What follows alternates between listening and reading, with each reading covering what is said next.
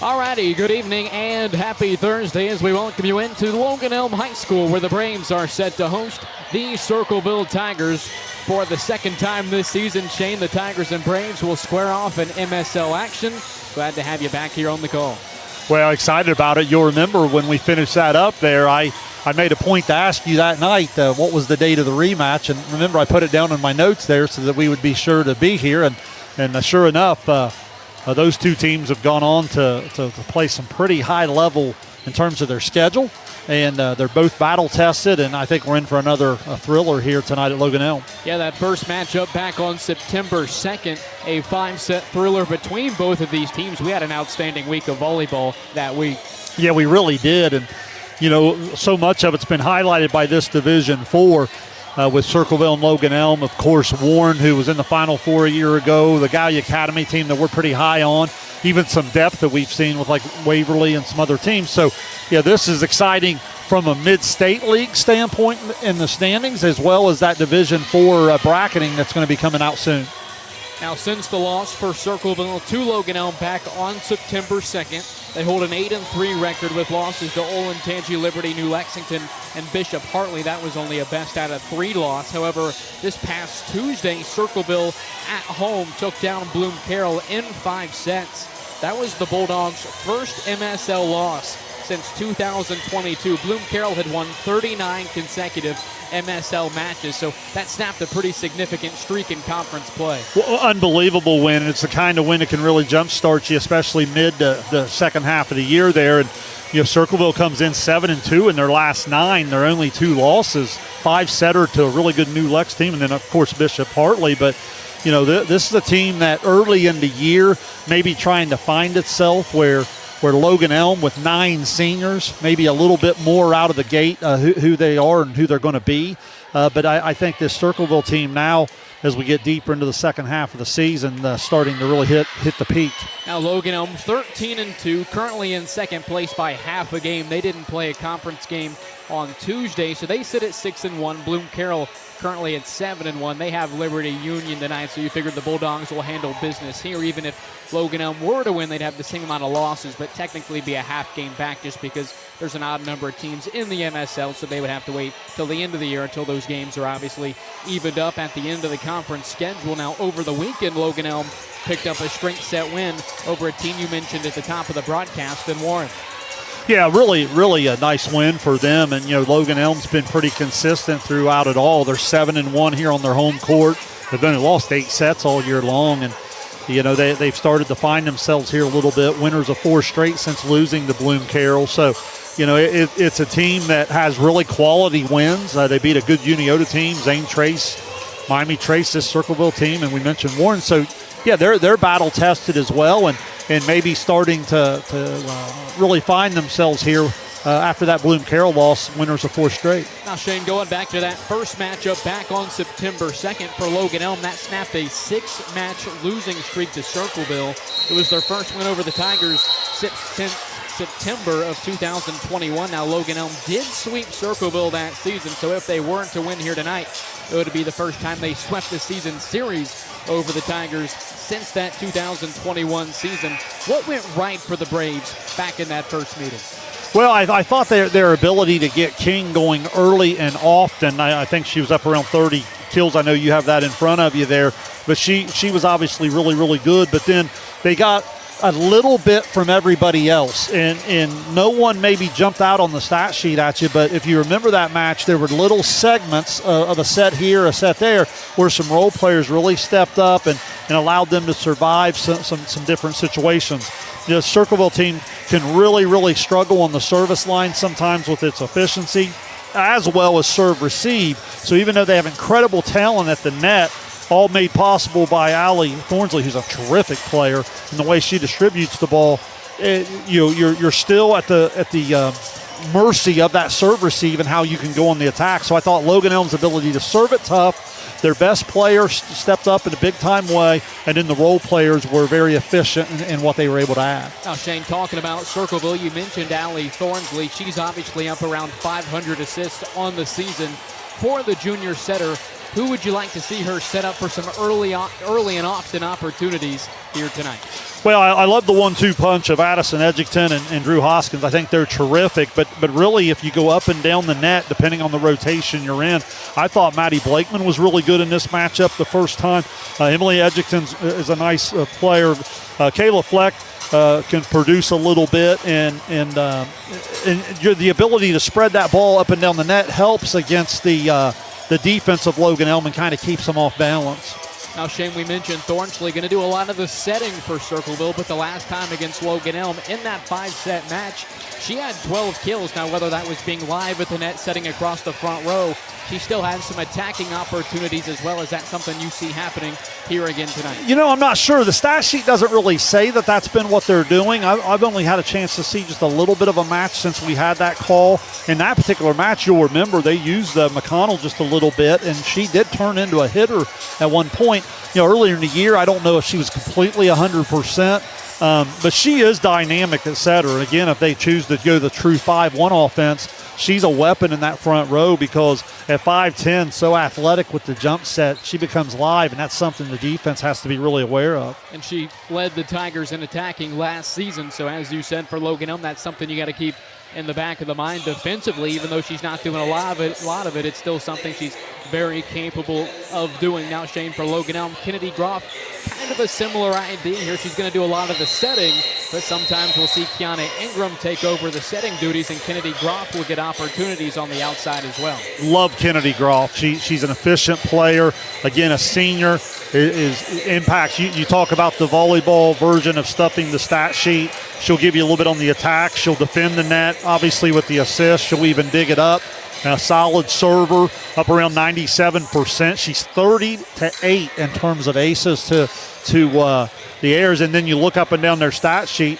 When she serves, that's their number one rotation in terms of points scored. So, yeah, love Kennedy and what she brings to the table. Now, Shane, let's talk about the liberos a little bit here tonight. Obviously, for Logan Elm, wearing the alternate jersey, it's going to be the senior Sadie Binkley. For Circleville, it's going to be Claire Davis. What can we see from those two seniors here tonight? Well, I think the serve receive is really important. Both of them are up around 3.5 serve receives per set. So, again, a lot of times teams will try to go away from them, but when they're able to position, when their coaches are able to position them in a way to where they can take that serve coming over, that pass on target, that's where you get the Claire Kings and the Adeline Smiths on one side, or the Addison Edgingtons or the Drew Hoskins on the other side. That's where all that's made possible. Now, Shane, obviously in a matchup like this one we have on tap here tonight, a big key is going to be getting started early. Now, last time around, Circleville did win that opening set 25-16. They would drop the next two, but getting ahead early, you can't make it anything but a good thing. What will allow either of these teams, what will be the key for either of these teams to jump out in front early? Well, you and I have been very fortunate this year to be in some incredible atmospheres. I think back to the Uniota-Dina matchup here recently, the Guy Academy Wheelersburg matchup, phenomenal. Obviously, the first time we had these two.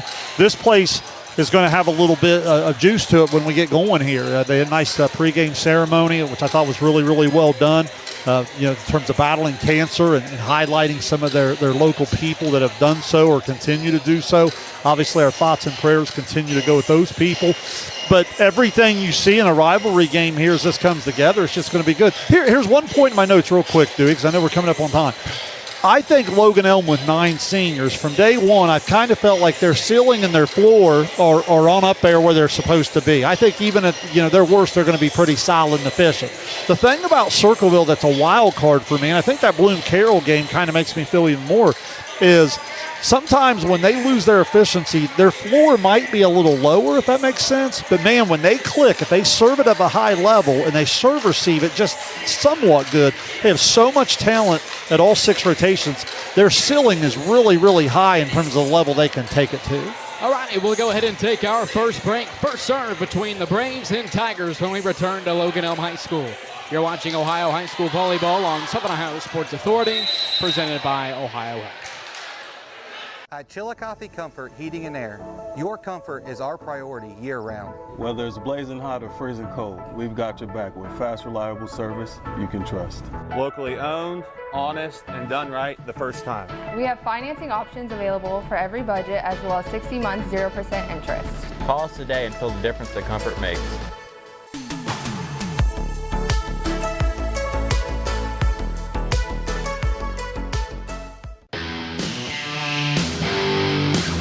Kimberly. Tons of practice. One chop away from a black belt. 7 of the best sidekicks. And 5 years since her cancer diagnosis at Ohio Health.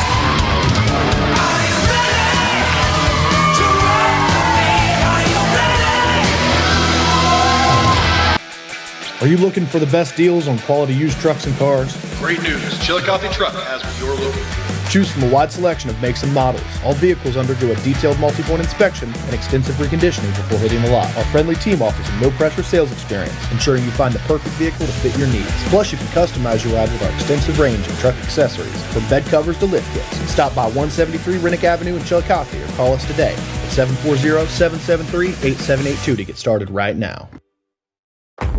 Glo Fiber is now in Ohio. And with gig speed fiber internet, we're keeping things real. As in real reliable speeds. Real people who really want to talk to you. Not to mention, real simple pricing.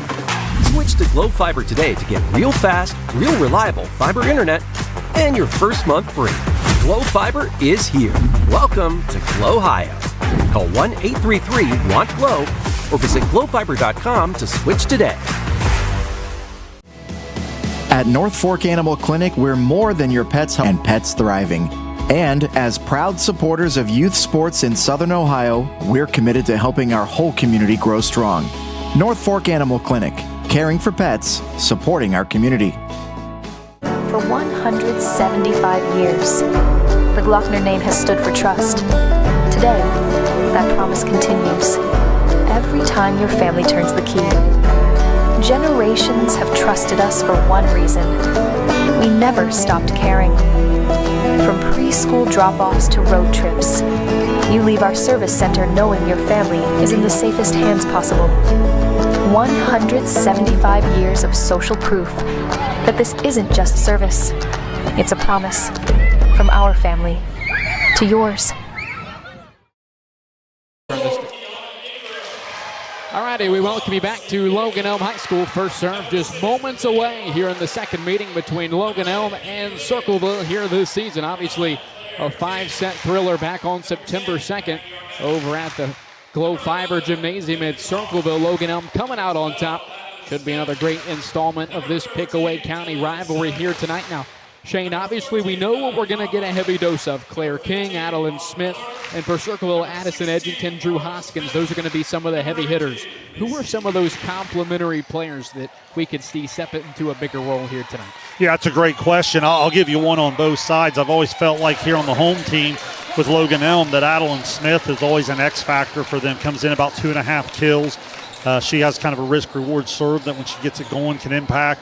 And over on the Circleville side, I really think that player that we're describing as Kayla Fleck, she's a senior, again, can stuff the stat sheet a little bit. She's their #1 server in terms of points scored. Comes in about 2 kills, right around 2.5 digs, and she's big in their serve receive. So Fleck and Smith, let's keep an eye on them throughout the match to see which X factor can kind of maybe help their team over the hump in what should be a really tight match. Both teams for the second consecutive meeting will both be wearing black. So for those watching at home, it'll be Circleville on the left side of your screen, Logan Elm on the right.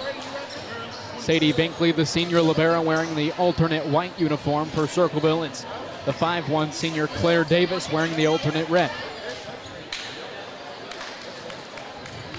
Both of these teams among the top 3 in the MSL. Bloom Carroll sits at 7-1, Logan Elm 6-1, Circleville currently 6-2. We mentioned Logan Elm did not have a conference game this past Tuesday, so that's what offset their total conference games played from the rest. Obviously, the recent announcement of Logan coming to the MSL, I believe, effective next season. I believe you're right. That's the next fall. That's a good John Bruce question. Logan in the MSL next fall? Yeah, John thinks 2 years, so I would bet on John before you bet on us when it comes to that type of info. Down official just getting the final check here right down in front of us. Always a good seat here at Logan Elm. We're nice and close to the floor, but still pretty much right on the net.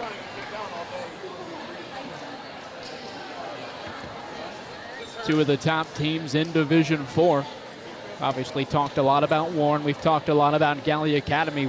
Wouldn't you love to have another Gallia Logan Elm matchup? It would be much further down the line than the district quarterfinal as it was last year, but this matchup further in the district tournament would be quite the setting. Yeah, and I think Division IV in the Southeast is going to be glittered with those types of matchups because, as we mentioned earlier, you have Circleville, Logan Elm, you have Gallia, you have Warren again. You still have teams like, you and I saw Waverly the other day. They're up and coming. So I think you're even going to have some depth to the matchups there in the quarterfinal round, but certainly by the time you get to the semifinal, because keep in mind it's just one team out to the regional D4, that's going to be a who's who by the time you come out of that one. You mentioned Waverly, a big conference win over Southwestern in absolutely a relatively quick straight set match the other night. Yeah, I was impressed with Waverly, their athleticism across their lineup, a little bit of their depth. Alrighty, so it'll be the senior libero, Sadie Binkley, to get us going here tonight. Logan Elm and Circleville round 2. Here in Pickaway County, we're underway. Thornsley will bump it to the outside. That's Hoskins with the first swing of the night. And it's out past that back line, 1-0 Logan Elm. Yeah, nice start for Logan Elm. That went outside to Hoskins there on Circleville, just hit it long. Binkley back to the line for the Braves. Thornsley bumps it. It's Hoskins again on the outside. Bumps it off the top of the tape. Now near side, it's Savage down the line. She gets the kill. We talked a lot about the kids who give just a little bit. Savage is certainly one of those. The young lady, a junior, comes in just 1.5 kills per set, but she can give you that on that outside. We mentioned Savage had some great playing time in those middle sets in the last meeting between these two teams. 2-0 Logan Elm here early in the first. Thornsley goes backside. Here's Blankman. She's blocked, but it's out of bounds. Nice. Blankman had a great night against Logan Elm the last time around, too. She's right around a kill per set, but had 10 in the 5-set match against the Braves. Yeah, she was really good and did a good job of tooling that block there. Now Groff bumps it. It'll keep it on the outside. A soft touch from King. Now Thornsley right back to Hoskins on the outside. A roll shot dug up by Green. Now King inside. Soft touch dug up by Blakeman. Now Thornsley into the back row. It's Fleck. And an attacking error for the senior. Yeah, a little late decision. Couldn't quite figure out where she wanted to go with it there. And as a result, didn't quite have her hitter in rhythm. Tight to the net, pushed over by Thornsley, but it's just outside of the line, and it's 4-1 Logan Elm. Gives you an idea of Thornsley, even though it went out of bounds, not very many setters could even go up and get a hand on that ball to make that type of play. 4-1 Braves here in the first. Thornsley sets it up right down the middle. It's Edgington. Dug up by Green. It'll be over on the free ball by King. Thornsley goes to the outside. It's Hoskins, but another attacking error for the senior. Yeah, no touch, just some errors here early on for Circleville. Again, just got to settle into the environment, settle into the match. They're just about a tick slow in terms of their rhythm right now. Thornsley front setting inside. Emily Edgington back over to the Braves now. Binkley near side. That's Ingram with a soft touch, and it'll fall in. It's 6-1 Logan Elm. Fast start for Logan Elm, and again, they're getting it from some different areas, plus the Circleville errors have helped. Ingram right around a kill per set. Makes it a 5-point advantage now for the Braves. Thornsley goes to Hoskins on the outside, and it's off the antenna. 7-1 Braves. Going to make a flip here at the net. Let's see what the coach just signaled. Thornsley sets it up. That's Edgington on the outside for the Circleville kill. Yeah, coach stepped in, and just all she did there was flip Edgington to the outside, brought Hoskins over near side, which is the opposite side, and gets Edgington a swing, and she delivers.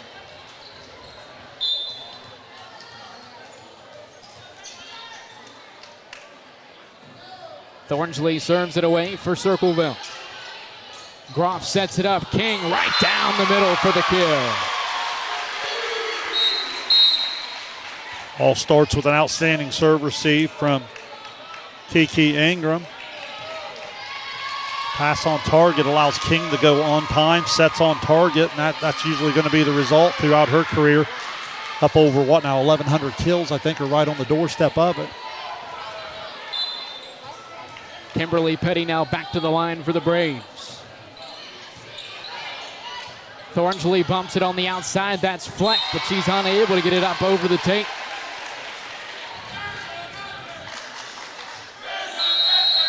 Dewey, I mentioned this as we get a timeout on the floor. Remember, I mentioned this in the pre-match coverage. Circleville struggles to start the point. They can struggle a little bit on their serve. They can struggle a little bit in serve receive. So what happens is serve receive not quite on target. Now all of a sudden, when I say you're a tick slow, a lot of times you're not going in that rhythm. And when the hitter doesn't get there on time and get on top of the ball, they kind of get behind the ball, if that makes sense. And that's what causes a lot of those hitting errors long. And right now, Circleville just completely out of rhythm. Give a lot of credit to the steadiness of Logan Elm to start.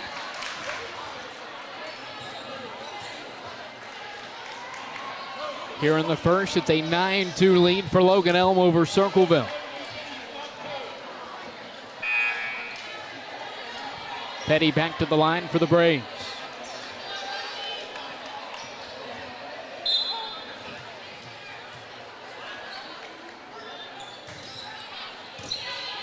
Thornsley from the attack line. She'll keep it near side for Hoskins. Dug up by Groff on the other side. Now Binkley goes to Marlo Smith, and it's back over to the Tigers now. Thornsley goes to Fleck on the outside. Now the Braves on the attack with King. A soft touch, and she sticks it in for the kill.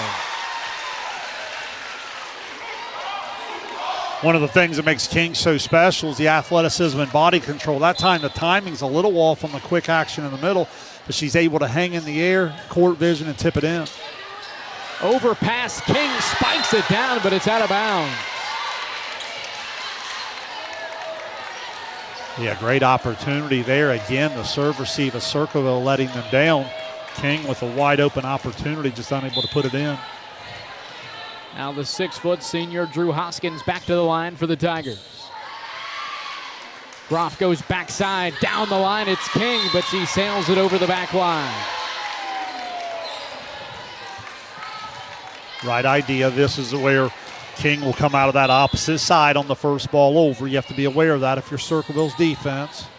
King sets it near side. That's Adeline Smith with the roll shot, dug up by Fleck. Now Edgington pushes it over on the free ball. Binkley to Smith near side into the back right corner for the kill. Yeah, number 12 here on your near side of your screen. Adeline Smith, one of the X factors I talked about in our pre-match coverage. She's really, really important to Logan Elm. As King goes to the back row, Dewey, they really need her production out of that strong side to keep all 6 rotations balanced. Right around 2.5 kills per set for the senior Adeline Smith. A big one here in the first. 7-point advantage now for Logan Elm. And an ace for Claire King. 8-point advantage now for the Braves. Shows off the ability to impact the match even as she leaves the front row. Here with an outstanding serve. Thornsley near side sets it up. The lefty Edgington sticks it in the far side for the kill. Good swing from the lefty there. Again, you got to recognize, obviously these two schools know each other really well in a scouting report situation. You got to get on that other shoulder than you're used to sometimes. King back to the middle of the floor on a free ball over by the freshman Liggins. Inside, that's Edgington off the top of the block. It falls in for the kill. Back-to-back nice swings for the junior Addison Edgington. You look across the net here, a lot of opportunities for Circleville. They have some good matchups up front right now. Groff sets it up far side. That's Marlo Smith, an attacking error for the senior. Tigers now back within 5. Yeah, great response here from Circleville. And like I said, they're in a couple rotations here where they can really go. West serves it away for Circleville. Far side, it's Smith. Middle of the floor, another free ball over by Liggins. Now Thornsley goes near side, down the line, it's Fleck who gets the kill. Kayla Fleck usually pretty efficient in her opportunities there on the attack. Brings them within 4. Groff keeps it near side. Smith a bit out of rhythm. It's dug up by Thornsley. Far side, a roll shot from Blakeman. Back over to the Braves now. Groff goes Smith near side. She's blocked. That's Addison Edgington on the block for the Tigers. And a timeout for Logan Elm. A 5-0 run for the Tigers. It was 12-4 after their timeout. Now it's 12-9. Well, they've been able to flip the rotation. King goes to the back row. Addison Edgington makes or announces her presence here in the first set, coming across the front row. A couple kills there, a block, and now it's Logan Elm who's struggling a little bit to get on the attack. And as a result, the size of Circleville and with these 3 across the front row right now, kind of some plus matchups in terms of what Circleville wants to attack. 12-9, Logan Elm leading Circleville here in the first.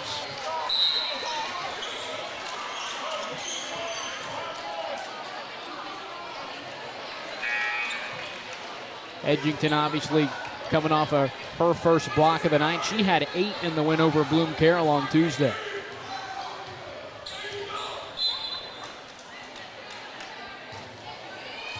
Now West with a tight serve, and it falls in for the ace. Her team leading 35th of the year. Coach Reinauer going to make a sub and a serve receive here. Go back to Ingram.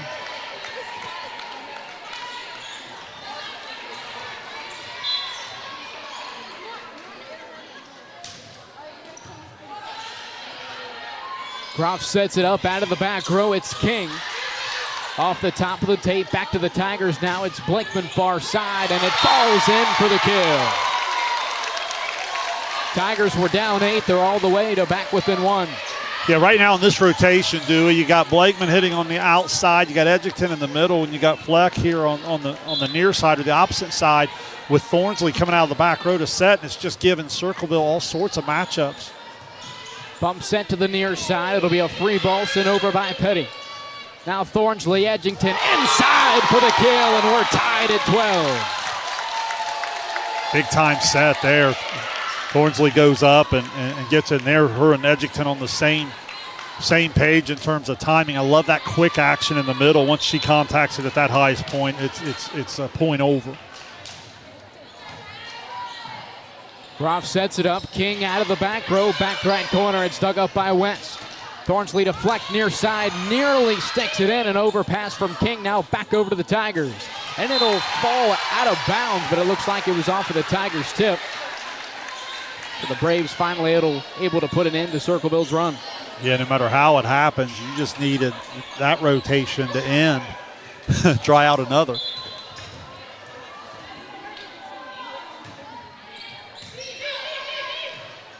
Thornsley goes to the middle. What a swing from the lefty, Addison Edgington, to tie it at 13. Yeah, with the great camera angle John Bruce has given us here tonight, check out that quick action in the middle between the juniors, Thornsley to Edgington. With the size of Edgington, Thornsley can go up there on a little bit of a shoot quick set. Now Ingram sets it up near side, the first opportunity for Groff, and it's blocked back over to the Braves. Far side, Smith swinging away. She gets the kill. Good choice from Ingram there. Groff was hitting on the outside, wasn't able to transition back. Ingram recognizes it, goes back set, and gives Adeline Smith a swing, and she delivers her second kill here in the opening set.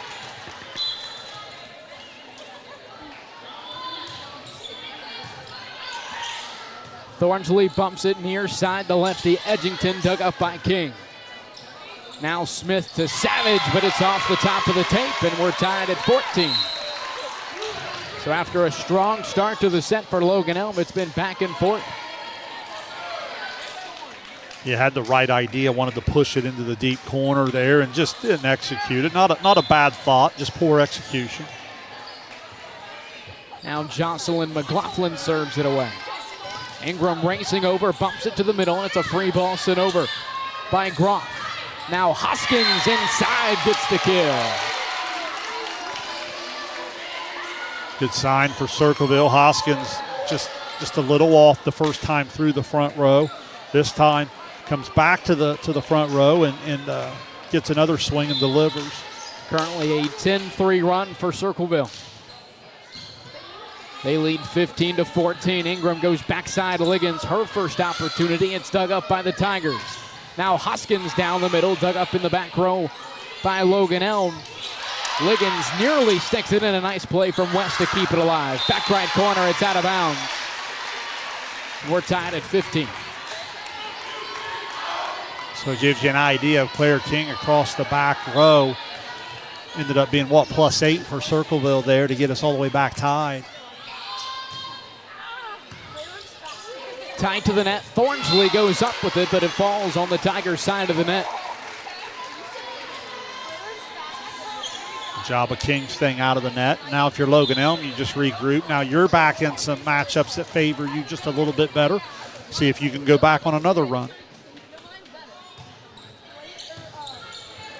Thornsley on the second touch. It's dug up by Ingram. Groff goes to King inside. A nice play from Fleck. Thornsley to Blakeman on the outside. Back over to the Braves now. Groff goes to Savage down the line. A nice play from West. Davis back to the middle and a free ball over by Fleck. Groff goes backside. On the move, it's King, but it's dug up by Claire Davis in the back row. Here's Blakeman far side. Can't get the kill. Now King for Logan Elm. Nearly has it, but a nice dig from Fleck. As Blakeman sends it into the net to end the rally, and Logan Elm goes up by 2. Outstanding volleyball all the way around. Some really good defensive effort. You can see both coaches pretty pleased with that effort. And Logan Elm just comes away with the point.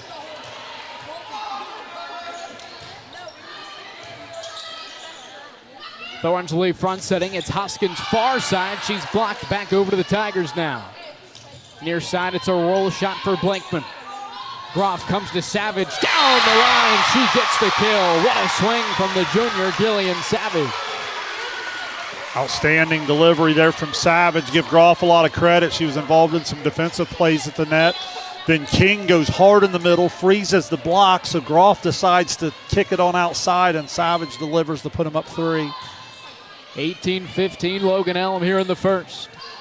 Thornsley to Hoskins, a roll shot into the back row, and it's just outside of that back line. A 4-point advantage now for the Braves. Yeah, it's just a tough ball. Hoskins at 6 foot. I like her a little tighter to the net. She's forced off to about the 10-foot line, and those have been some of the balls looser off of the nets, the ones she's kind of hit long.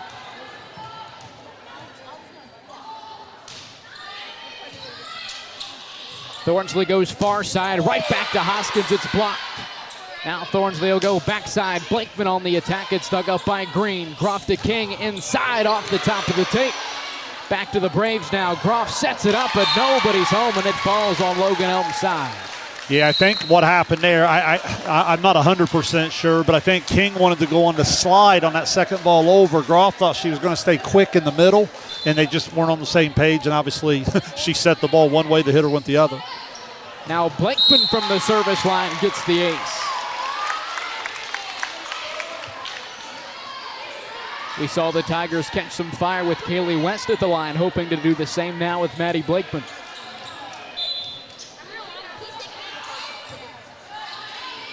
Groff goes backside. It's Savage who punches it over with 2. Now Thornsley to Hoskins. Inside, she tools the block and gets the kill.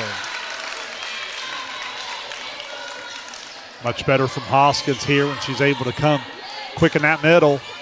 Gets the one-on-one opportunity, so hard to handle. Tight serve from Blakeman, an overpass. It's sent back over to the Braves by Edgington, and it looks like they're going to have a violation on Logan Elm. Yeah, had Groff in the net up here and going to be tied at 19. Second time out of the set for Coach Aaron Wright now. Well, I think he realized he missed an opportunity. What do I know? It was 18-15, 19-15 maybe, and then you have your go-to hitter in the front row, and you have some situation to open that up. Maybe get into that 21-22 range still with a 2 or 3 point cushion. Well, now all of a sudden you're back to a 19 all, anybody's set. And that's really been the name of the game so far here in the first. It's been Logan Elm who starts to creep out in front. We've seen them lead by 8 and 4 two separate times, but it's been Circleville that starts to creep back up. They've now tied it for another time here in the first. Dewey, it mirrors our Uniota Adena match a little bit. Like if you compare a Burns and a King here in the Logan Elm and the Adena matchup, remember when Burns would go to the back row, Uniota's depth had a little bit more across the front row. You're seeing that in tonight's matchup, and that's why you're getting some of the runs both ways. 19-0, it's Blankman for Circleville back to serve. Floats it over to the net, it's Binkley on the other side. Groff comes to King near side, kept alive by the Tigers. Far side, it's Emily Edgington in the back row, dug up by Green. King inside, punches it back over to Circleville. Thornsley goes to the back row, that's Fleck, but she's caught a bit out of rhythm and it falls on their side, 20-19 Logan Elm. Yeah, that was tough there, and that's where the coach talking a little bit to her setter. Just that's kind of a tough ball, and Fleck probably tried to do a hair too much with it. Inside, it's Hoskins who ties it at 20. Yeah, so good, so athletic. I said 6 foot strong. I like that set out in front of her, just a little tighter. That's what I'm talking about there. That's her best ball. Thornsley serves it away for the Tigers. Groff comes to the middle with King, nearly dug in the back row by Davis, but it falls in for the kill.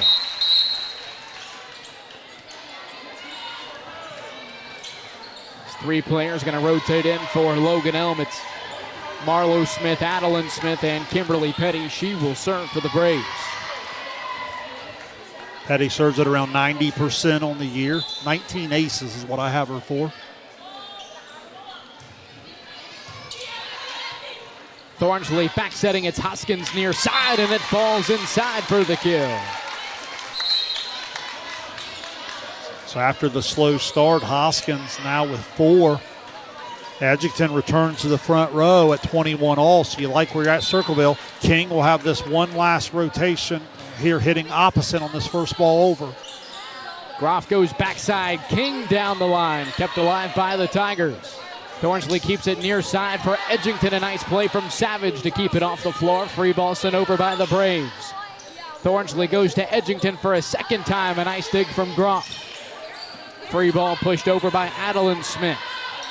Now Blankman sets it up. Edgington a third time. This time she's able to get the kill.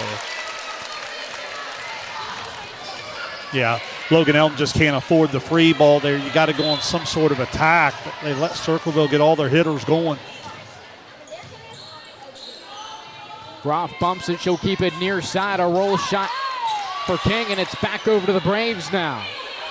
They'll get it over on the free ball as Thornsley goes right back to Edgington, who tools the block for the kill.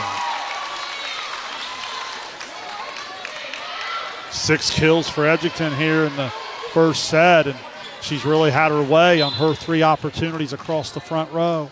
23-21, Circleville leading Logan Elm. Groff bump setting near side, a roll shot from Smith. Now Thornsley goes right back to Edgington, but this time the junior is into the net, and the Tigers are back within 1. So now King will go back to serve, so serve receive comes an absolute must right here for Circleville. King back at the line for the Braves. Near side, it's a roll shot for Edgington into the back row. Now Groff comes to Smith near side. She's blocked. And it's out of bounds. Last touch by Logan Elm, and set point coming up for the Tigers. Outstanding defense here on the outside. Circleville just so big that when they were able to put up a block, that really helps that back row.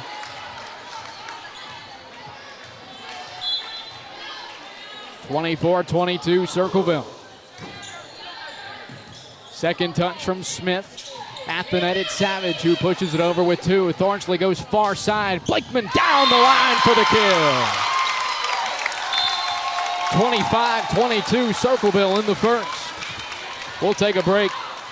You're watching Ohio High School Volleyball on Southern Ohio Sports Authority, presented by Ohio.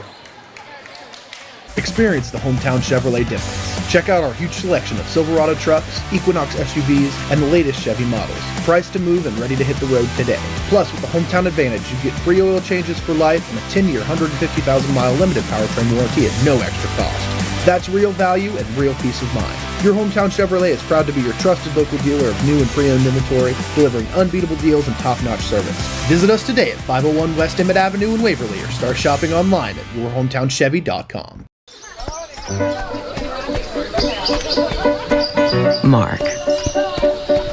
6 months of training. 8 miles to go. A 3-way tie for almost last place. Look good in these shorts, right? And 3 years since he and his team at Ohio Health left cancer in the dust.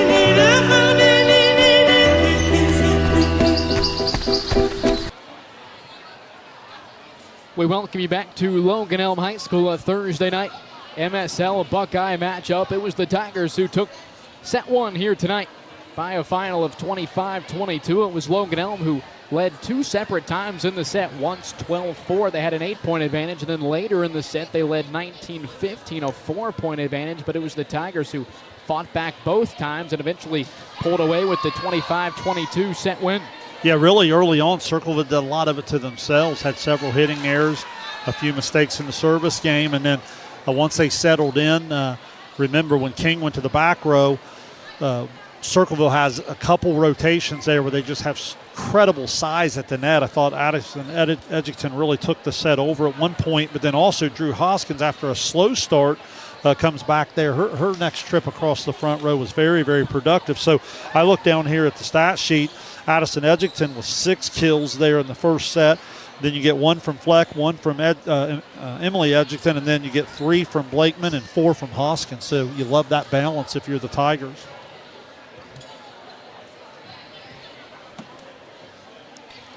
Five-set match between these two teams the last time around. It's back on September 2nd. Logan Elm took that one. It was their first win since 2021. They had lost 6 consecutive matches to Circleville.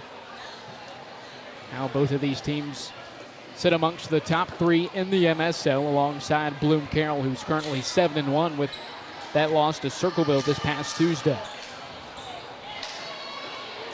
Dewey, I was just told Waverly beats Valley tonight 3-0, so Waverly continues to roll. I don't have that in front of me now, 14-3 maybe? Does that sound right to you from what we had the other day? I think you're correct, and I believe Valley beat Waverly in 4 the last time around at Waverly.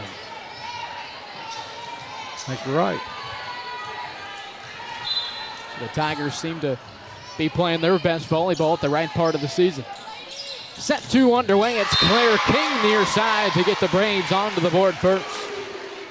Good start there for Logan Elm. If you're Logan Elm, you obviously had the momentum in the first set. You just got to come right back and fight for it one more time.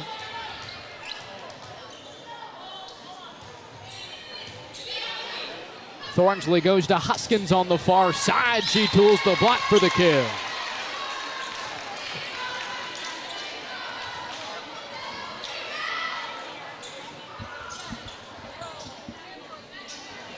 Now Thornsley back to serve again.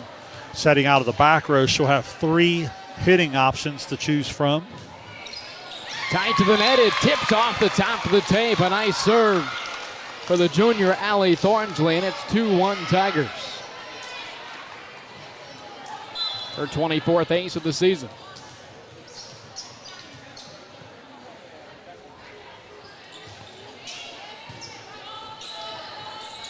Groff front setting near side. It's Ingram, a soft touch from the senior, and she sticks it in. That's her 2nd kill tonight. Yeah, Ingram, that ball forced her way off the net, but I like how she doesn't try to do too much with it. She just tips it right over top of the block and comes away with, as you said, her 2nd kill. 2-2 tie here in the 2nd set. Petty serves it away for the Braves. Davis out of the back row, sets it up, and a free ball sent over by Thornsley, but it falls in for the kill. You can almost read the body language there of Coach Ridenauer. Not real happy with the communication in the back row. Now it's Hoskins to serve for the Tigers. Groff bumps it near side. Smith swinging away, and she tools the block for a kill of her own. We're tied at 3. Good swing from Smith. Liggins will return to the front row. She'll be up there with Smith. And I believe that's Marlo Smith as well, 2 Smiths. Far side fleck. Kept alive by the Tigers, but it'll be a free ball over by King. Thornsley goes to the outside. On the attack, it's Fleck, and she's into the net. The Braves retake the lead 4-3. Nice job by the freshman Liggins there. Just being present at the net. A lot of times you get that block up there, you can force the hitter to try to do too much. So even if you don't get the block, sometimes you force the hitting error. And Claire King with the ace. Her second tonight. Yeah, obviously at 6 foot, she contacts that ball high, and she really gets some late action on it. 5-3 Braves here in the second. And a violation pre-serve for the Tigers. Yeah, said they left early there, and kind of an unforced error. Nonetheless, you'll take it if you're Logan Elm.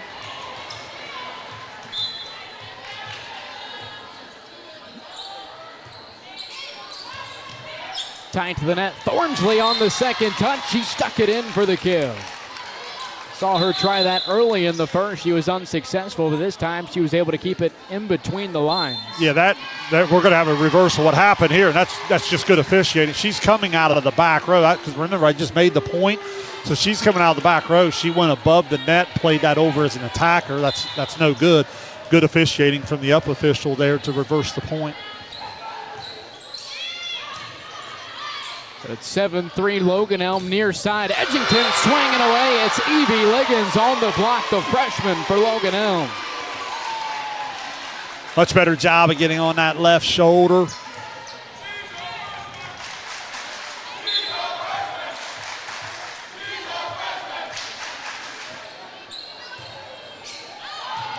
And a service error for Claire King.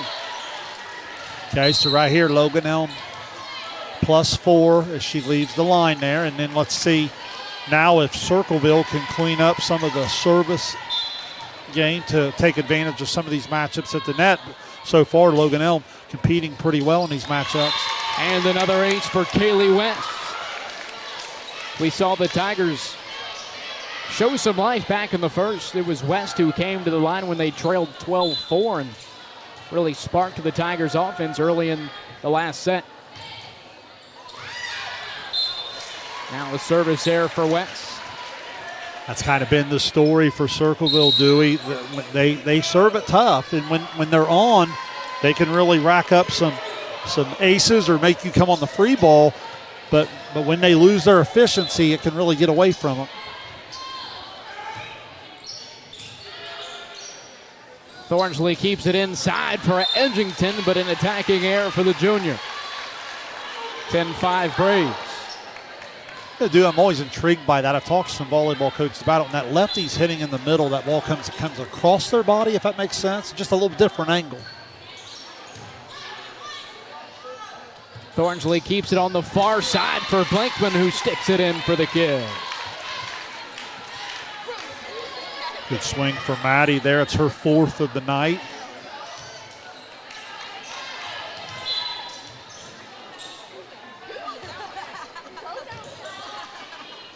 Ingram setting. She'll go backside for Smith, who's blocked. That was Edgington defensively. Now Liggins into the back row for the Braves.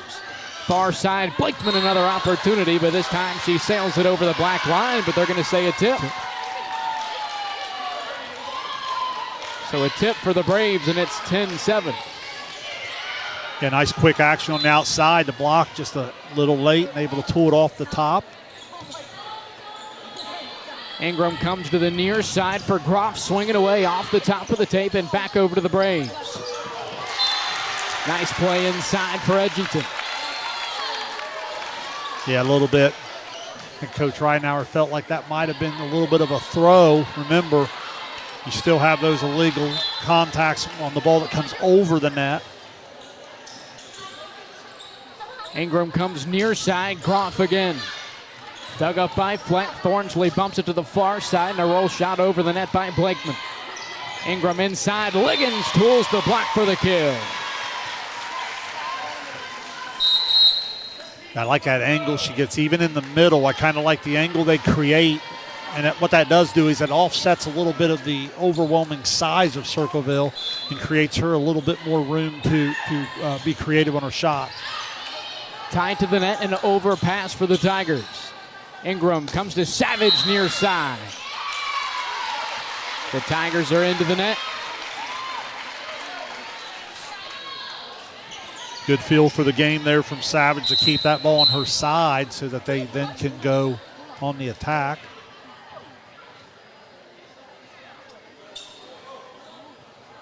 And it looks like we'll have a Circleville timeout. First timeout of the set for head coach Allie Thornsley as the Tigers trail the Braves 12-8 here in the second. One thing that jumps out at me, Dewey, is in this second set, as King goes to the back row, I feel like Logan Elm's competing at the net much, much better. They're starting to show a little resistance with the block. I think Liggins, the freshman's been really good. They've been able to get some swings from Adeline Smith. Savage on the attack there, forcing the net violation. So that's the production Coach Ridenauer needs out of all 6 rotations, because you know if King gets it going, what was it you said in the first matchup, 29 kills. We know she can get it going, but you have to have some production throughout all 6 rotations, and I thought that was the difference in that first set for Circleville. Yeah, King had 29 kills back on September 2nd, the first meeting between these two. She had 26 in the 3-set win over Warren over the weekend, 8.5 kills per set. Yeah, and that's against elite competition. So out of the timeout, Adeline Smith will serve it away for the Braves. Thornsley will keep it near side. The lefty, Edgington, off the top of the tape. It sails out of bounds, and it's a 5-point advantage now for Logan Elm. Yeah, one of the few times where they don't quite get Edgington in rhythm, coming kind of what I call downhill on the attack. Thornsley goes backside. Edgington down the line, gets the kill. Way better. To kind of illustrate my point there, notice how the previous time she was stuck at the 10-foot line trying to create an angle that just wasn't really there. That time she's coming on more of the downhill attack, and she's able to get on top of it and much more court to work with. McLaughlin serves it away and into the net. Back over to the Braves with a 5-point lead.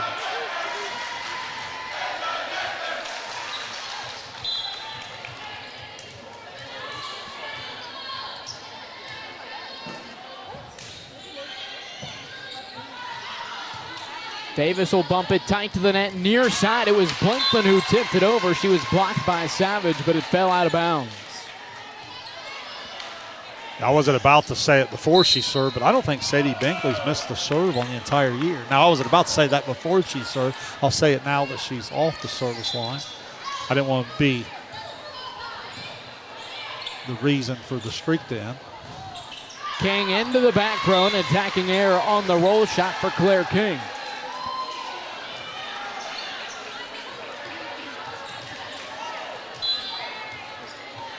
Blakeman serves it away and out of bounds. So again, a little bit of the service mistake starting to creep into Circle. That's something they got to be aware of. Thornsley front setting. It's Hoskins inside for the kill. Nice swing from Hoskins there, all made possible by an outstanding serve receive. I believe that was Fleck over there that passed that ball on target to Thornsley.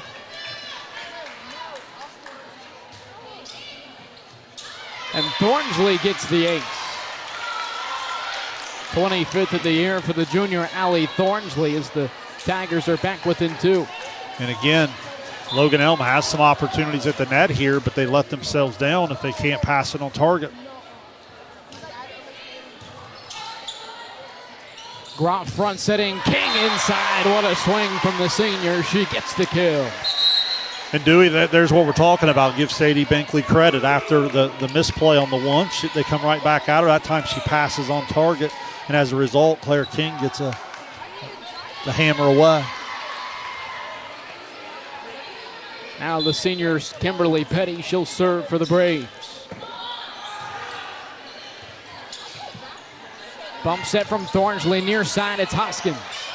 Blocked by the Braves. Back to the Tigers. Now back to the Braves now with Claire King, who's blocked up top. That was Hoskins defensively for the Tigers. Outstanding effort defensively, working hard, getting the hands up over top and making sure you extend them to make sure that she can't power that down through the block. Hoskins' serve is into the net. Braves back up by 3. That's 3 or 4 here in the set. That's been a big, big factor.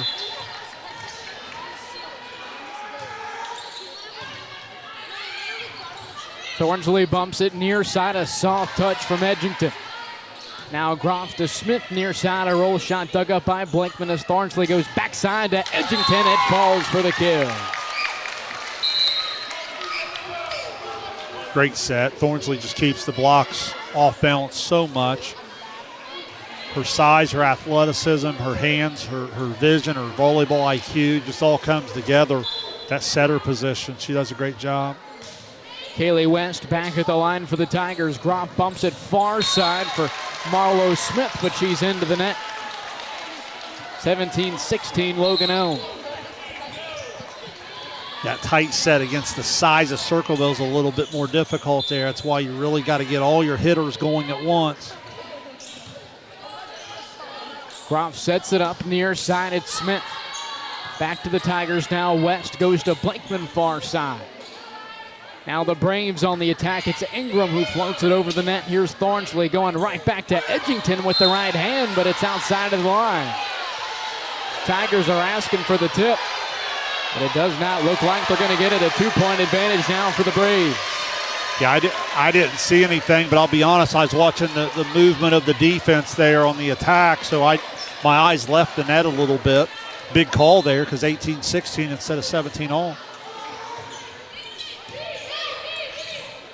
Thornsley front setting, Edgington inside, brings the Tigers back within 1. Addison Edgington really off to a nice start here this evening. Fleck serves it away for the Tigers. Ingram goes backside. Smith a bit out of rhythm. Back over to the Tigers now. Thornsley far side to Blakeman. Overpass from King, and it's spiked right back down. Addison Edgington ties it at 18. Yeah, big time play from the 6'2 junior on the overpass, and as a result, tied up at 18. Great chance for Circleville. Bump set from Ingram into the back row, and it's a roll shot for King. Thornsley goes to Edgington. She's blocked up top. Adeline Smith and Evie Liggins on the block for the Braves. Yeah, and that's just great effort there because, again, Liggins and Smith giving up some size. I mean, Liggins just listed 5'8", Adeline Smith at 5'7". But, again, they're just competing hard, and they're fundamentally doing it correctly. Come up with a point. Service error for Adeline Smith. We're tied at 19. Macy Green will come in and serve receive here in that spot. 25-22, Circleville took the opening set. We're tied at 19-all here in the second. As McLaughlin serves it away for the Tigers. Ingram front setting, Savage near side, nearly has the kill. The Tigers keep it alive and send it over on the free ball. Ingram goes backside looking for Kennedy. Groff who tools the block and gets the kill. Really well done by Ingram. Stays out of the net. Still able to pop the ball up there into a position where Groff can come on the attack.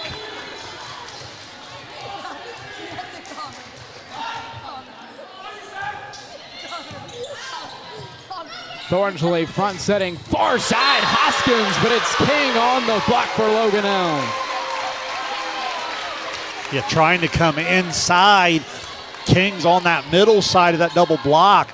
On that matchup, I'd like to see him try to get out wider and go line. Bakley back to the line for the Braves. I was just going to say, you'll hit over 5'8" instead of over 6 foot. That's a big difference. Thornsley goes backside, Blakeman near side, but it's just outside of the line. Good communication from Binkley. They follow it all the way down to that line the way you're taught.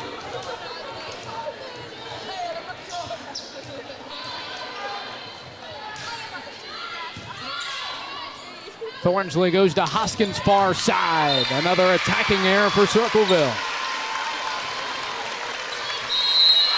Braves knock it on the door here in the second.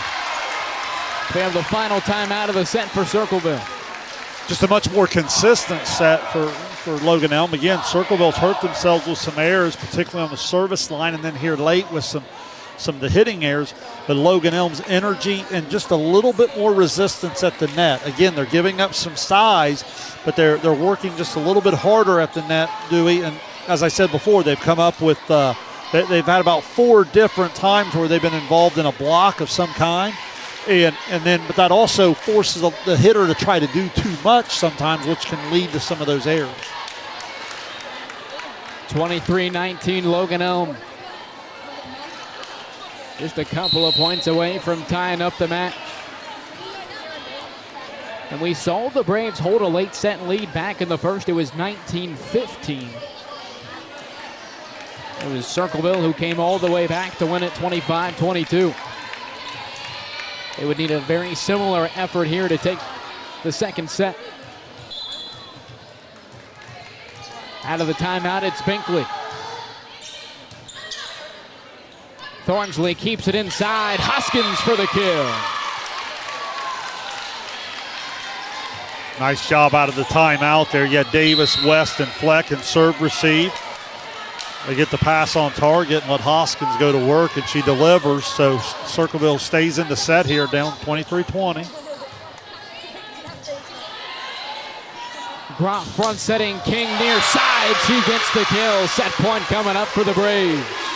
Outstanding serve receive. Macy Green allows all that to take place. And again, Logan Elm, chance to even the match. It'll be Groff to serve. 24-20 Logan Elm. Thornsley on the second touch, nearly stuck it in. Groff keeps it alive. Savage is blocked. Now Savage with the right hand tries to get it back over, but it's out of bounds. 24-21. Yeah, if you're wondering about that one, Thornsley was in the front row as she tried that, so you're allowed to do it from the front row. Now she'll serve, so from the back row, that will not be an option as she comes up the set. Groff racing over, bumps it, and a roll shot from King. Far side, Emily Edgington, a soft touch dug up by Groff. Binkley bumps it for Ingram near side. Roll shot into the back left corner for the kill. 25-21 the final here in set 2. Creative roll shot from Ingram, the senior, right over top of the defense into that back corner. Much needed a set for Logan Elm to even us up. We're all tied up 1 set apiece. Third set coming up here at Logan Elm when we return in Pickaway County. You're watching Ohio High School Volleyball on Southern Ohio Sports Authority, presented by Ohio. Richard. Countless nights in the garage. 8 shiny new pistons. 1 very happy 16-year-old granddaughter. And 2 years since starting cancer treatment at Ohio Health.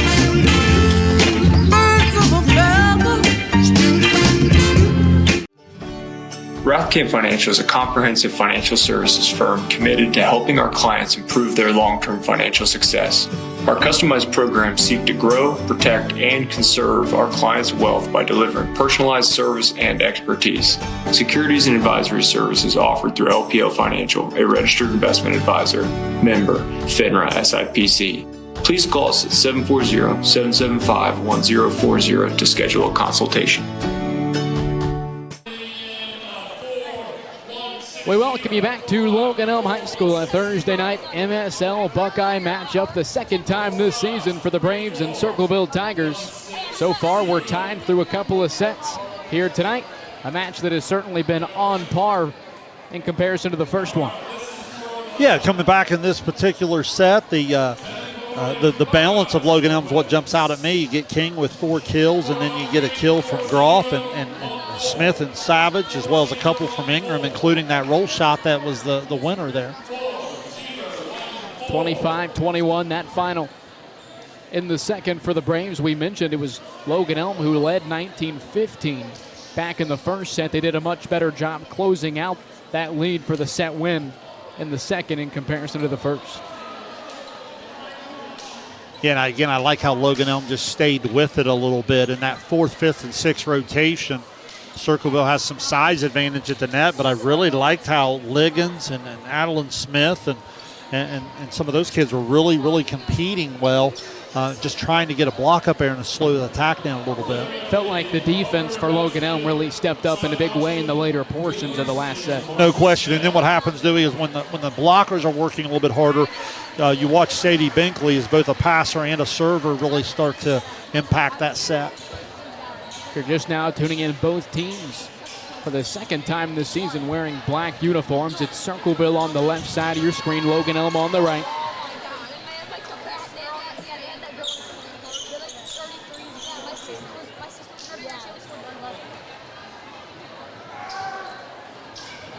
As I believe set 3 should begin with the Braves. So far, the Logan Elm side's been able to get off to a good start. They were up, 12-4 there in that first set before Circleville comes storming back and eventually wins. But even in the second set, they were able to play out in front a little bit. And that's really important for them in this particular matchup because, against Circleville, probably a little deeper. I think it's a fair way to analyze it in terms of all 6 rotations.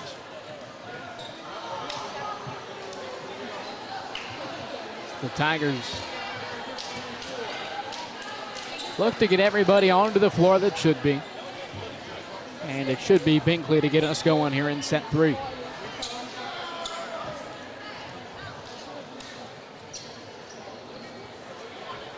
Shane, one of the things we talked about off air is how many options we had for tonight.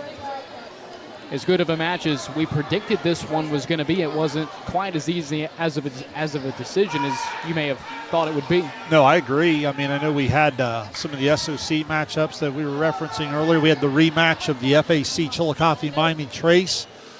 I know Miami Trace, maybe you can help me on that. Miami Trace working on quite a FAC streak there into the 30s, correct? I believe it was 36 consecutive wins, similar to the one Bloom Carroll was on prior to this past Tuesday. Obviously, the FAC, one of the, if not the newest leagues in Southern Ohio, so they've been on that run for about half of the conference's lifespan. I believe 2017 was the first official year of athletics in the FAC. Miami Trace is going on about 3.5 years now of being unbeaten in conference play in volleyball. You know, tied 1-1 going into the third set here, which is obviously really pivotal. Handling this delay will be a big part of starting fast here because they obviously had some sort of hiccup in terms of the way the lineups were entered, and I'm not exactly sure.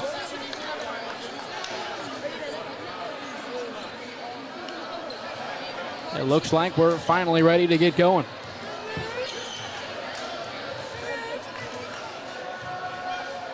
So it'll be the senior libero, Sadie Binkley, to get us going here in the third. As we return to play here in Pickaway County, set 3 between Logan Elm and Circleville. Binkley serves it away. Thorntley sets it up near side. Hoskins down the line and gets the first kill of the set for the Tigers. That's one of those when you're 6 foot and athletic, you can get away with being just a little off timing because you just hang in the air and still get enough of it to have it fall in for the kill.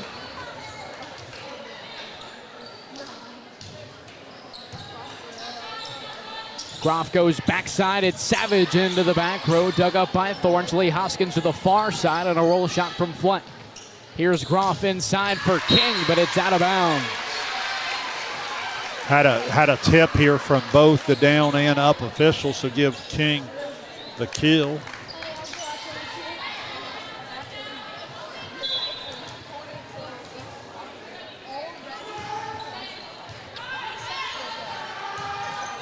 Hoskins to the far side, out of the back row. It's Blankman, but she's into the net. Tough serve there from Groff, so the serve receive doesn't allow him to go on the front row attack. Tried something in the back row. Overpass King just over the midline. So potentially a missed opportunity there for Logan Elm. Yeah, Ingram just got caught in the middle a little bit, and Claire was having a good time with the down official there. I think she realized she just got over the line a little bit. Groff sets it up inside. King with the right hand, able to get the kill.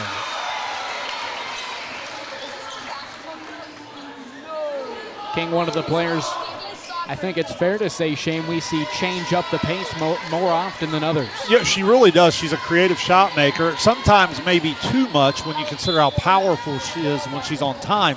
But sometimes when she's able to hang in the air, it's certainly a nice change of pace. Thornsley sets it up, the lefty. Addison Edgington with a roll shot. Braves keep it alive here. Smith near side. Back over to the Tigers. Edgington another attack, but she's blocked. Marlone Smith and Claire King defensively for the Braves.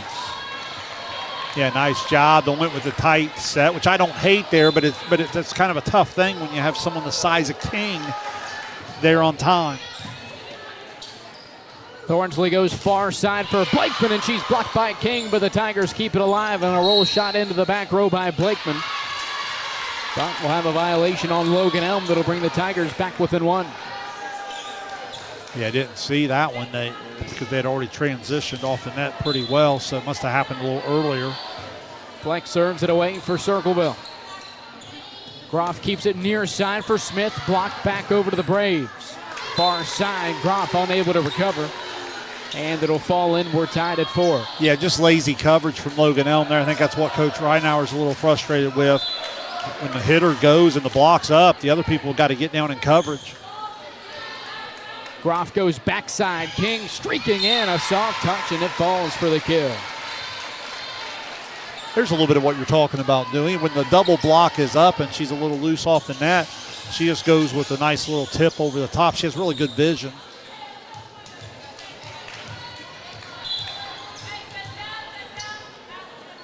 Following the kill, King serves it away for the Braves.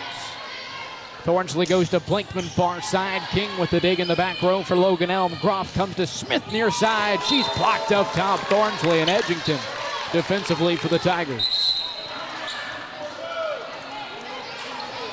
Another coverage problem for Logan Elm. Give Circleville credit getting the big block up there. Now the junior Jocelyn McLaughlin serves it away. Groff goes backside. Marlo Smith rolls it into the Tigers' back row. Hoskins inside, able to get the kill. Outstanding action there. Hoskins rolling around, going toward her setter. I always love when the middle is able to come get on top of that setter. It allows you to go quick and either utilize it or at least freeze the block. Groff sets it up far side. Ingram's roll shot dug up momentarily by West, but it falls. Nobody home for that second touch. And we're tied at 6. Again, Ingram, I talked about in the pre-match how some of the other hitters won't get a ton of swings. The ones they do get, they need to be efficient with. She has 4 kills now in the evening. Inside, Hoskins is blocked up top, and a violation. The Tigers were into the net. Actually, it looks like there wasn't a block for the Braves, so it was 4 touches for Circleville. Yeah, Liggins was up there, but I think that was correctly called, that it caught the tape and popped back. Bump set from Thornsley, far side. It's West into the back row, dug up by Binkley.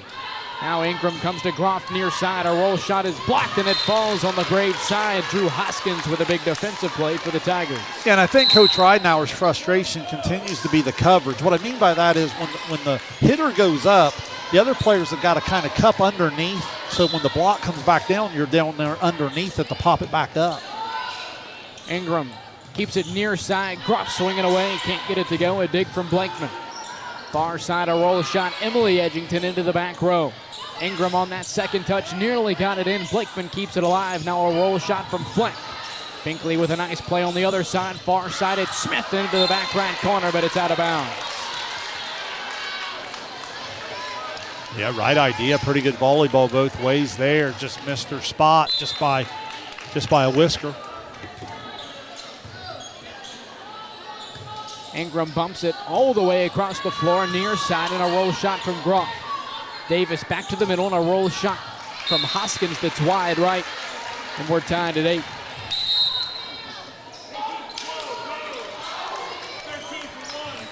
Macy Green will rotate in. She'll serve for Logan Elm. Yeah, Green doesn't always serve in this rotation. Just going to change it up here a little bit, looking for a little bit more efficiency here.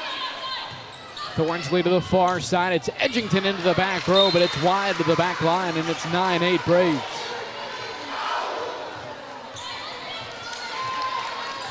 Green, one of the 9 seniors, just again, really solid in her role. Far side, Hoskins on the attack. She gets the kill. Back and forth so far here in the third. Yeah, one of the few times here since probably the first set where Hoskins goes up at the net and there's just no resistance there. You got to do your best. I know 6 foot and athletic, but you got to show her something. Ingram goes into the back row, maybe not on purpose. The other way, it's a free ball over by Logan Elm, near side flat. Back to the Braves now. Binkley goes to Savage, pushes it to the far side. It's dug up by Hoskins. Thornsley right back to Hoskins. Green with the dig in the back row.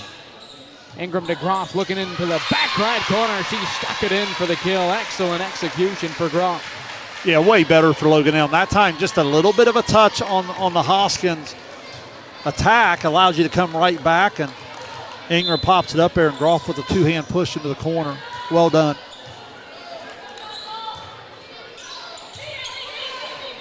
Thornsley goes backside. It's Hoskins.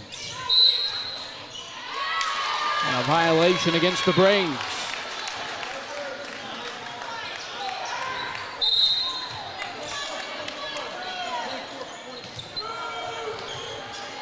Couldn't see it. I thought he put up 9, so he must have had King in the net there, or maybe across the line.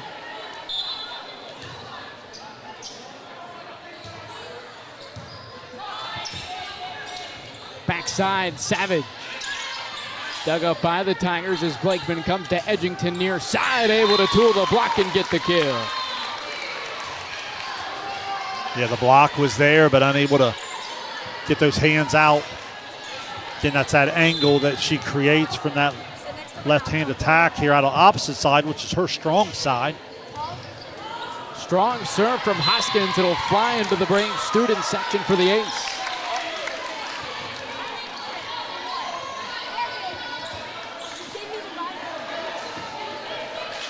It's an example of that risk-reward. There's where you get the reward.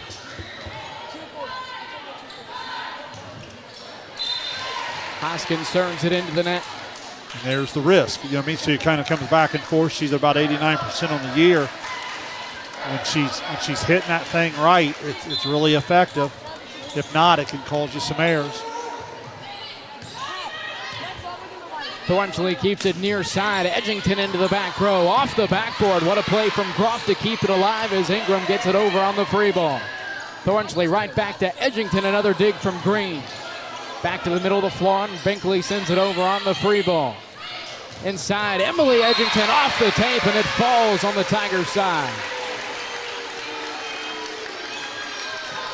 Excellent defense for the Braves just to keep it off the floor, especially off of the crazy ricochet off of the elevated basketball. Yeah, no question. I thought the side basket kind of helped them a little bit there, but you're right, staying with it.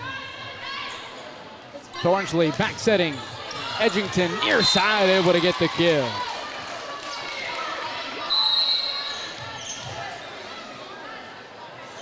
And an official timeout. King is a bit slow to get up after the play. Yeah, they went up on the double block. Binkley was coming underneath. That might have been not sure if the ball caught her or maybe a teammate there. There's a lot of hands and arms and elbows there around that play. 13-12 here in the third set. Circleville leading Logan Elm. King appears to be okay. She'll remain on the floor for the for the Braves.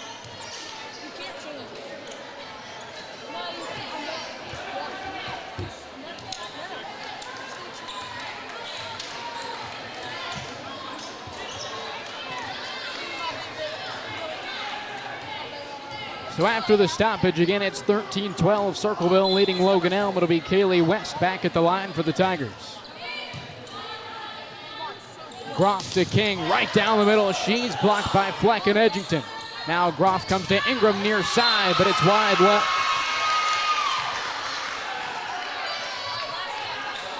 Great job by the Circleville block. Gets up there, a block and play. Logan Elm comes back on the attack. They try to the outside to Ingram, just a little wide.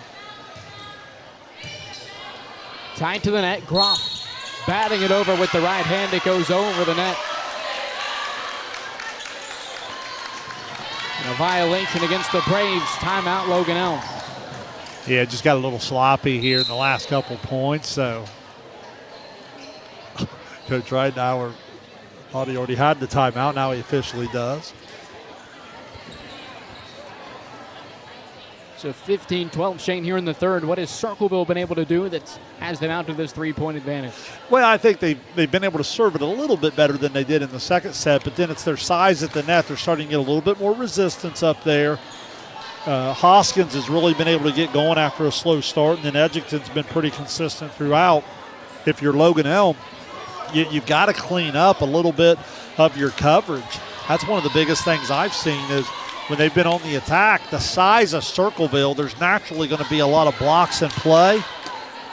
That's what they've got to be, is blocks in play, not blocks for a point, because too many times the block's coming back and hitting the floor, and you're looking to see where the coverage should be, and they're kind of standing and watching. So I could sense Coach Ridenauer's frustration there a couple of times, where he just needs his coverage people to be a little bit more aware.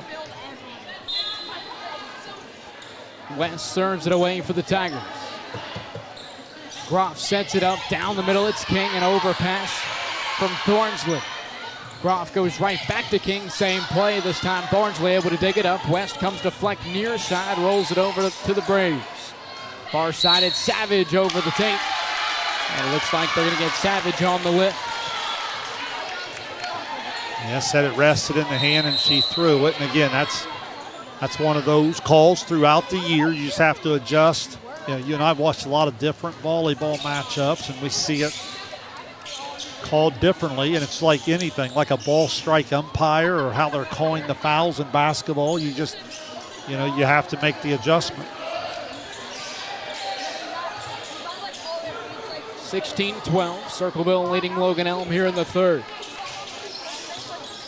The Tigers in the first, 25-22. The Braves took the second, 25-21.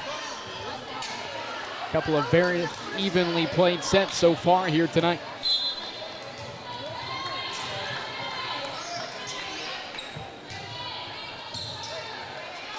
Groff front setting near side for King. She's able to tool the block for the kill. Yeah, love the angle there. When someone with her athleticism and force is coming from that outside angle, that is so hard to block and play. Really like that angle they created there for her.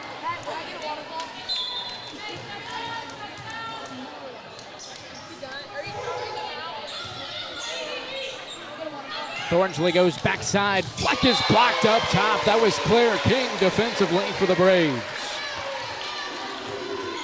Serve receive pulls Thornsley off the net to about the 10-foot line. She tried to use a little bit of a back set, but again, they become more predictable when you don't pass on target. And it looks like they're going to get Kaylee West on the serve receive, more or less just caught it and passed it.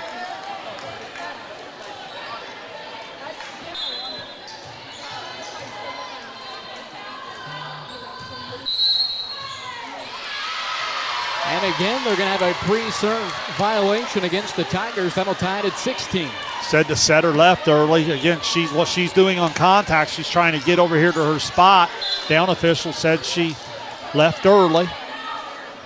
So back-to-back violations for the Tigers, and we're tied at 16. This one tight to the net, and it'll fall on the Tigers' side. Timeout, Circleville. Give Kimberly Petty a lot of credit here. Some good serves. Gets her team back on top. It was, 16-12? So coming back 5 straight there. First time out of the set for the Tigers. So again, they now trail here in the third, 17-16.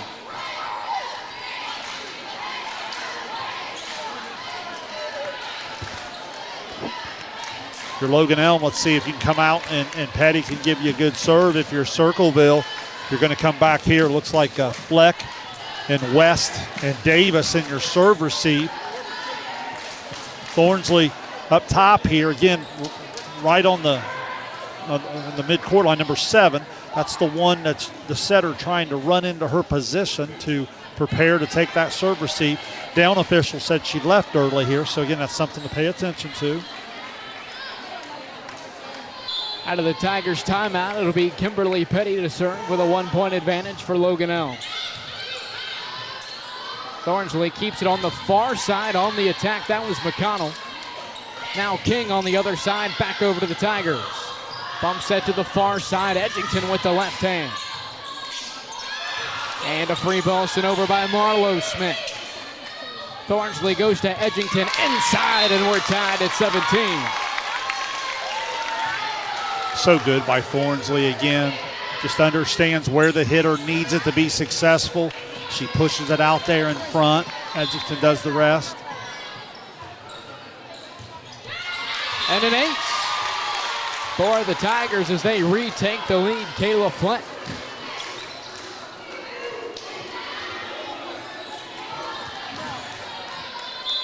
Big spot here for Logan Elm. Need a serve receive. King will come out of the opposite side on the first ball. Groff rushing to the far side, sets it up for Claire King. Now Thornsley goes to McConnell far side. Now Binkley to Smith. Roll shot that falls on the other side to tie it at 18.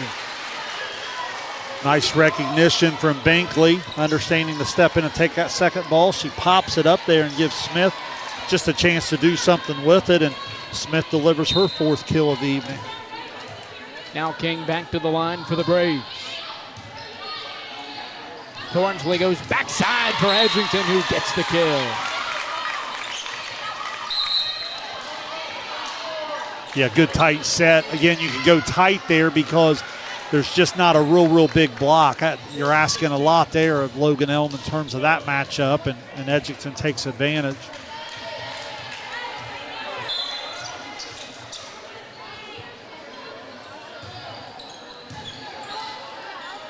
Groff front setting near side. It'll be a free ball sent over by Smith. Now Hoskins a soft touch with the right hand. Ingram digs it up. Groff goes back to Smith near side, and it nearly falls in, but it gets over on the athletic free ball. Back over to the Tigers now with the right hand. Allie Thornsley up over the tape for the kill. It's an athletic play there from the setter, and I think we're on a timeout here on the court, and Logan Elm, I think, wanted a little bit of that same lift call in return, but Allie Thornsley, that's just, I'm not going to sit here and say that that's something you teach. That's just an incredible athlete with a great feel of the game, making a play, and as a result, 2018. Second timeout of the set for Coach Ridenauer. Says Braves currently trail 20-18 here in the third.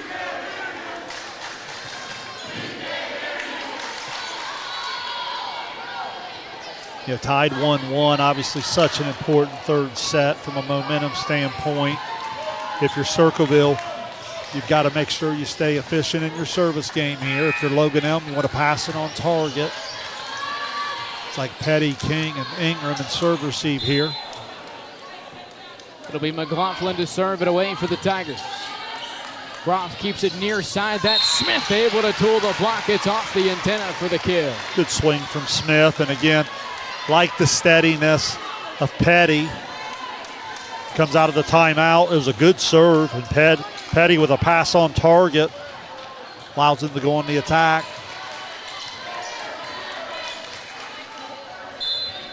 Ingram back to the line for Logan Elm. McConnell goes far side, a roll shot from Hoskins. Now Ingram looks for Groff near side. Flank in the back row, it's West far side. McConnell on the attack, a nice dig from King. Now Groff swinging away into the back right corner, able to stick it in for the kill. Yeah, great swing from Groff, and give Claire King a defensive star there. We talk so much about her attacks at the net, and rightfully so. There she shows off the all-around game with a great defensive play.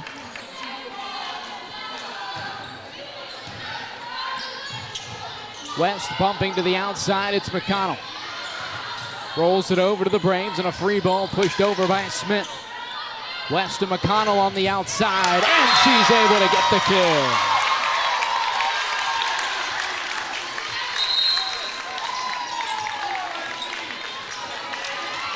Yeah, big swing there from the sophomore, right when they needed it most, up 21-20 now. Blakeman serves it away for the Tigers. Ingram back over the tape, and it falls in. Kiana Ingram. Thought it may have been a free ball, but it falls in for the point. We're tied at 21. Unbelievable effort. King pops it up, and then Ingram, just the presence of mind, knew that's all she had. She was able to get a good balance and knock it back. And yeah, that's just staying with the play. A lot of kids quit on that, and that's why you play all the way to the whistle, and sometimes good things happen. Claire King face planted into the padding to keep it alive on that second touch. Now on the attack, that looked like it was Emily Edgington for Circleville as they retake a 1-point advantage. Yeah, good action out of the middle there. Good aggressive swing. Thornsley at the line for the Tigers.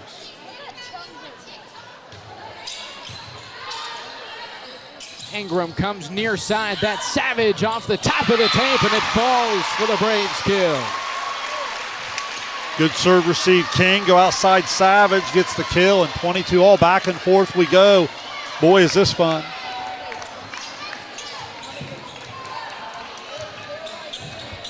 Anybody's set, anybody's match. Again, the Binkley serve rotation's been the second most successful in terms of points for Logan Elm throughout the year.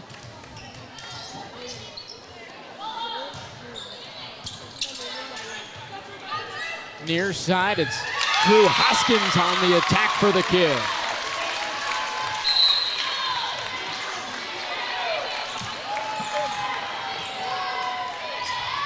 Back and forth, we've been tied a bunch here. Let's see if Circleville can come up with a play now and separate themselves. Groff racing over, able to bump it, but it's out of bounds. Set point coming up for the Tigers. Yeah, Hoskins has been really good here in the third set. She has 4 kills and a couple aces. Hoskins at the line for Circleville. Knocking on the door here in the third. Groff comes to King near side for the kill.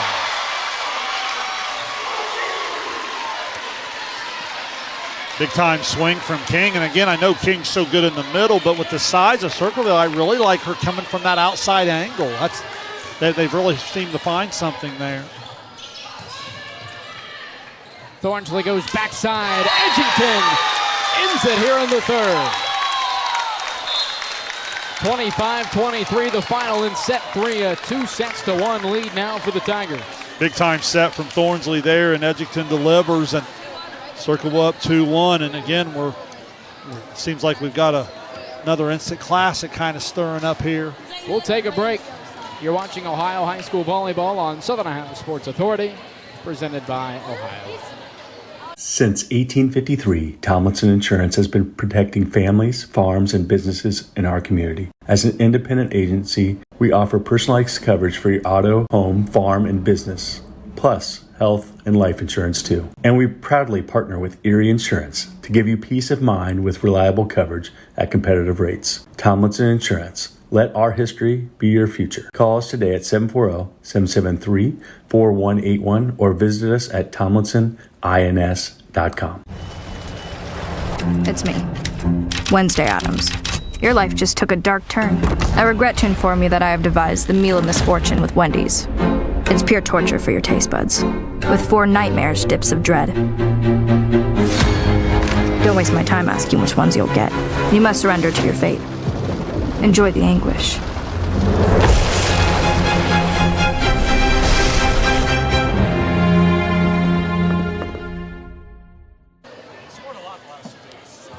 Back here in Pickaway County, it was a 25-23 set 3 win for the Tigers over the Braves. They lead the match 2-1 in what is already starting to look like another instant classic here in the MSL. Well, it's just been so good, like we expected, back and forth, and teams going different runs, and there's just so many good players on both sides of the net, and the matchups are kind of fun to watch unfold. And on the Circleville side, again, they just have a little bit of that size advantage and more spots at the net, and when they're able to pass on target, Thornsley's really good. I'm telling you, she's really good, and she has great vision. She understands the blocks. She understands where to put the ball for the different types of hitters, and so far that depth of Circleville's probably been the thing that's been the small difference that's made up the 2-1 advantage. If you're Logan Elm, I think you got to get back to some of those characteristics in that second set. Now, we'll give them credit. I thought they really stayed with it in the third set. They had some hustle plays, but again, they've just got to clean up their efficiency a little bit and give themselves more opportunities to swing. Both teams have the weekend off. Circleville back in action next Tuesday. They're on the road against Hamilton Township.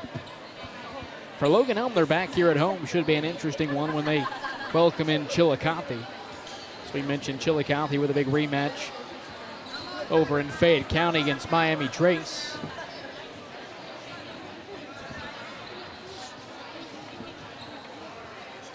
That Chillicothe Miami Trace game, I won't say is going to be the final nail in the coffin, but when the FAC, you got to think if Miami Trace wins that one, they're pretty much on their way. They would open up the two match advantage against everybody.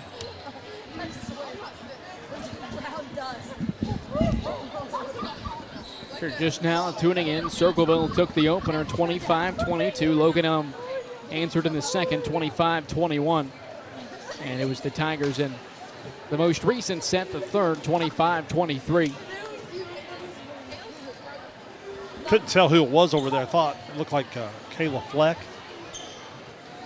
May not have been feeling real well in between sets here, so it might be something to keep an eye on.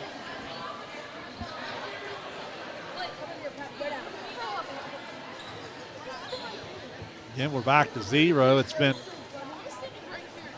quite the chore to get things going at the start of each set here.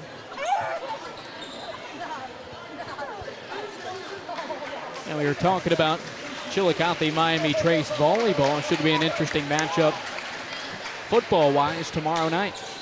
You guys will be up there. I'll be up there as well. I would think so. I mean, you talk about some really elite talent in the backfield with some really good line play in front of them. Should be a good battle in the trenches if that's something you like. If you like the athleticism and dynamic running, that'll be there for you as well. Now, this is unofficial because I was having trouble finding it, but I believe Miami Trace is off to their first 5-0 start since 1975. Really? I wouldn't have guessed that with some of their, They've had some very solid teams over the years, a lot of 4-1 starts. If you go all the way back to 2002, that's as far back as Max Prep goes. They never got to 5-0. I'll be honest, I got on ChatGPT and asked it. Did some research into some of the newspapers, and that's what it told me is the Tigers open up the fourth with an ace. Allie Thornsley has had quite a night from the line for the Tigers. Yeah, she really has. That's her third ace, I believe, on my sheet unofficially.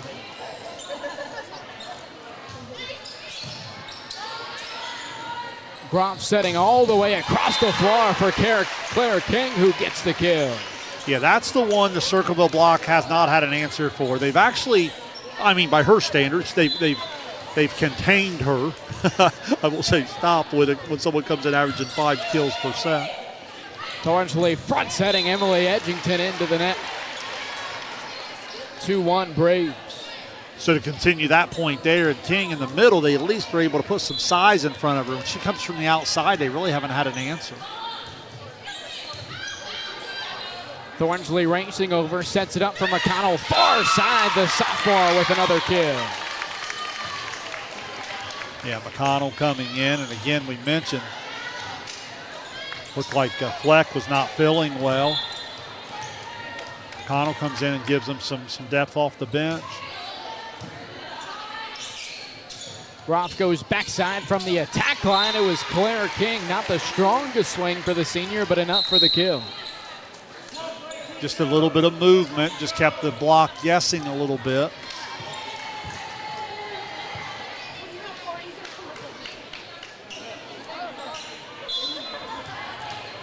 This is the rotation where Thornsley was leaving early. Got to be careful there. That looked better. Thornsley goes backside, running in. It's Addison Edgington. Tightrope action as the ball trickled across the tape and fell onto Logan Elm's side. It's 3-3. Yeah, I think on that ball, Logan Elm's just going to have to start, guessing more to the middle and getting on that left shoulder.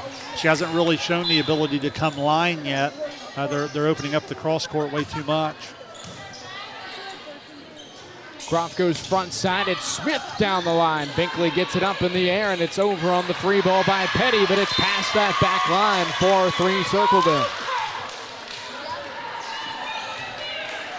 That was actually better coverage that time. Binkley was underneath there, but Smith got a hand on it first, and it kind of got him out of system.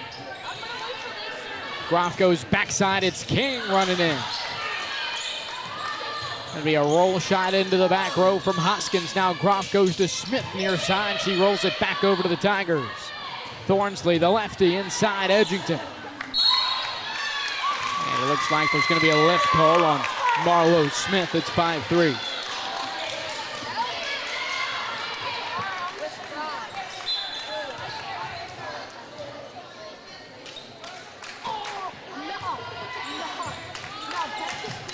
Binkley a bump set near side for Smith. She rolls it into the back row. Now Thornsley on the second touch sends it over the net. It looks like they had Thornsley in the net, and it's 5-4. Yeah, I think she came out of the back row there again. So when she's jump setting and playing it above the net and it goes over, it's basically an attack because she's playing above the net. She cannot do that from that back row spot. Now West setting, goes to Edgington inside. It's dug up by King on the other end. Smith pushes it over with two. It's dug up by Blankman. Thornsley goes to Edgington inside. A nice play from Smith to keep it alive. Back over to the Tigers now. Thornsley to the outside. Blankman down the line for the kill. Good swing from Blakeman on the outside. Finds the hole there in the middle. Back row just got a little deep to the line.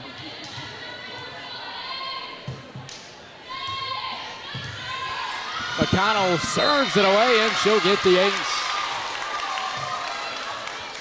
What a night the sophomore Mallory McConnell has had so far. Yeah, it's just one of those things where you stay ready when your number's called. And I'm going to bring Ingram in here on a serve receive spot and push everything over, so it'll be Petty, Binkley, and Ingram in serve receive.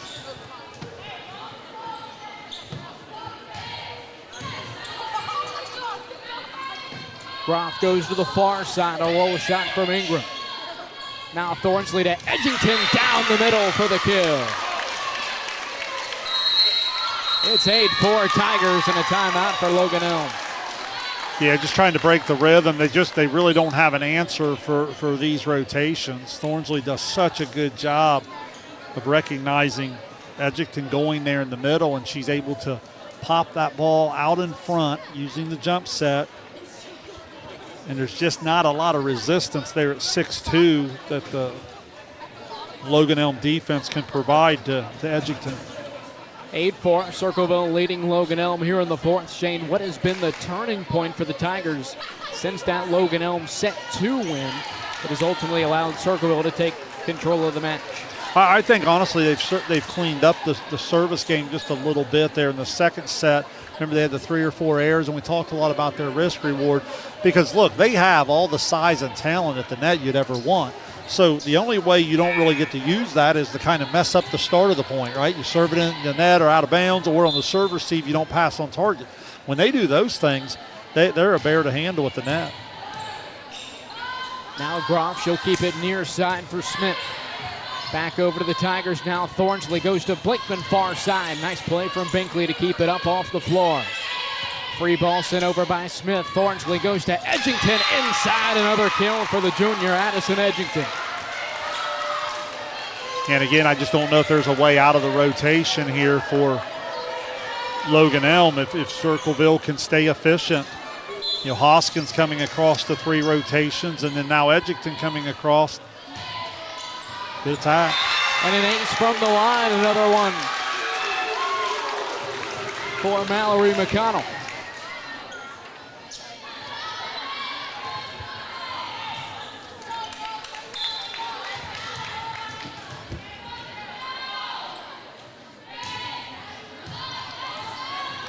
Croft to the far side, back to the middle, and a 3-ball over by Binkley. Thornsley tight to the net, goes to Edgington. What a swing from the lefty for the kill.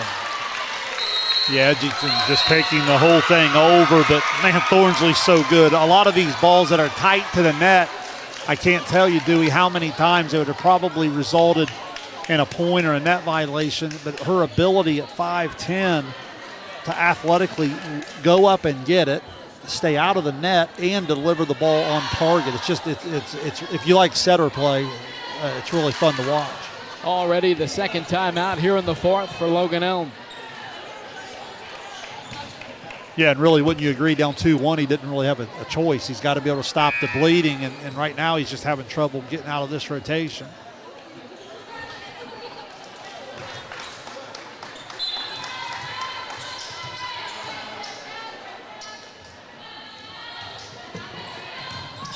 Ingram sends it back to the Tigers on the overpass. Thornsley far side, a roll shot from Blakeman.